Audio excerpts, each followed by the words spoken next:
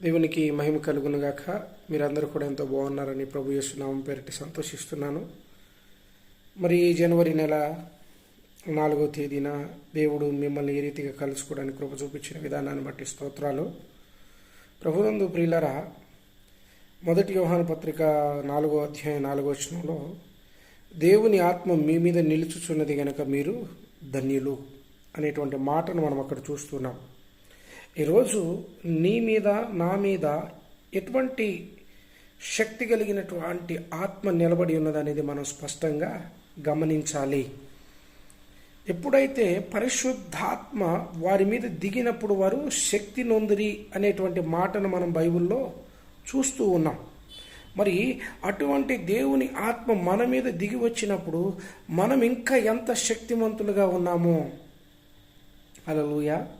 నా మాట మీకు అర్థమవుతుంది అనుకుంటున్నాను.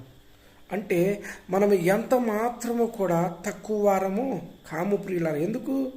దేవుని ఆత్మ మన మీద నిలుచుచున్నది కాబట్టి మనము ధన్యులము.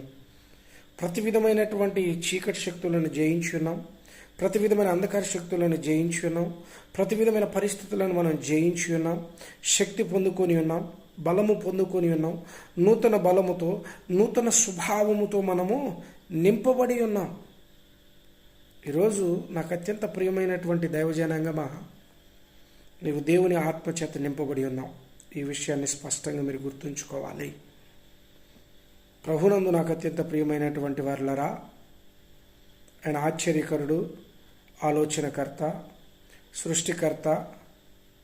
ఆయన ఆత్మ నీ మీద నా మీద దిగి ఉన్నది. మనకు అసాధ్యమైనది ఏది కూడా లేదు. నీవు ఓపిక కలిగి దేవుని ఆత్మచేతను ముందుకు నడిచినప్పుడు దేవుడు నీ పట్ల ఒక నూతనమైన కార్యాలను జరిగించడానికి సిద్ధమై ఉన్నాడు. ఒకవేళ అది మన కన్నులకు కనపడకపోవచ్చు, మన చెవులకు వినపడకపోవచ్చు, కానీ ఒక అద్భుతమైన కార్యాన్ని నువ్వు పొందుకోబోతూ ఉన్నావు. ఆయన ఆత్మ నీ మీద నిలుచుచున్నది. అందుకనే బైబిల్ ఇంకొక మాట ఉన్నది కదా, శక్తి చేతనైనను బలము చేతనైనను కాక నీ ఆత్మ ద్వారానే కార్యము జరిగించుము అని అంటున్నాడు. హల్లెలూయా. ఈరోజు ఆయన ఆత్మ మన మీద నిలిచి ఉన్నది కాబట్టి మనం గొప్ప కార్యాలు చేయువారమై ఉన్నాము. ఆయన చేస్తాడు, మనం ఒకవేళ చేయలేకపోవచ్చు, కానీ ఆ దేవాది దేవుడు మనలో ఉండి గొప్ప కార్యాలను జరిగిస్తాడు. ఈ విషయాన్ని మీరందరూ కూడా ప్రభు యేసు నామం పేరిట గుర్తెరగవలసిందిగా తెలియజేస్తున్నాను. ఆయన ఆత్మలో మనం ముందుముగాక. God bless you all. దేవుడు మిమ్మల్ని అందరినీ దీవించునుగాక.